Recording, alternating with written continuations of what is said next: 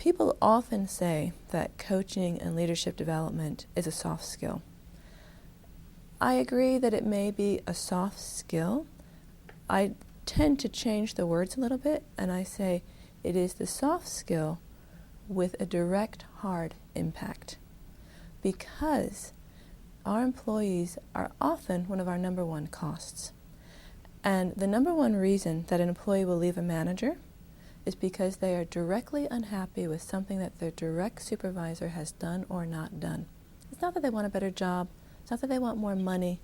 It is because of what their manager has done or not done.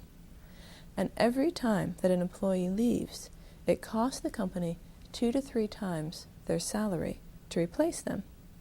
And the number one thing that employees, and especially Gen Y, is looking for right now is development and growth. Gen Y is not Gen X. They are actually quite happy not to make a lot of money. They want to grow, they want to develop, they want lateral opportunities, they want up and down, they want international opportunities. So to kind of summarize that, Gen Y and employees want development. If they don't get that development because their manager is not giving it to them, they will leave. And if they leave, it costs the company 2 to 3 times their salary to replace them.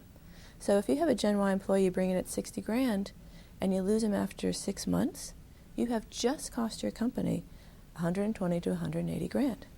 I don't know about you, but I don't know many organizations that can afford that, let alone the morale and everything else that happens. So yes, coaching is a soft skill, and it has a direct impact on the bottom line and on the ROI. And right now, it's a real pain spot for people. So people call me and they say, I've just downsized, I've just merged, I've got 5 people doing the job of 10 people. What can you do for me? And in my book, I talk about what's known as the success equation. And there's 3 things that create success. Aptitude, which is the skills, the competence to do the job. Available resources, which is the computers, the hardware to do the job. And attitude, which actually means the focus, the motivation to do the job. 90% of people in today's economy have the aptitude, they have the available resources. It's the attitude where they get stuck. For some reason, personal, professional, their manager, their colleague, they're not focused, they're not motivated, they're dragging themselves to work. Companies cannot afford that right now. And so my job is I go in and I work with them to improve their attitude. The only way you can improve someone's attitude is through coaching. I can't say to you, Deb, come on, get yourself out of it. You can do it. You can do this job. It's not going to work. You are the only person who are going to be able to do that. So it's my job to ask questions to find out what I call awareness and action. What's blocking you? Okay? What is stopping you from doing this talk? You can do this talk. What are you afraid of? I just can't do it. I'm just too afraid to do this. I'm going to flub up.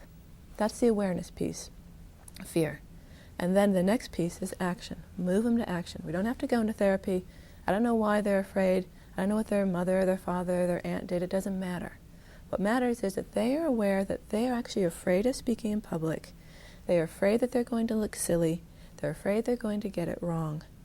And now what do we do for the action piece? How do we move them forward to get over that fear? I can't tell them, don't be afraid. It's not going to work. I have to work with them and coach them to do it themselves.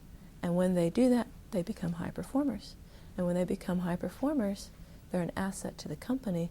Then you have the 3 A's in place, aptitude, available resources, and attitude, and that's when they become superstars. And that's when you retain them and you don't lose them and cost your company 2 to 3 times their salary.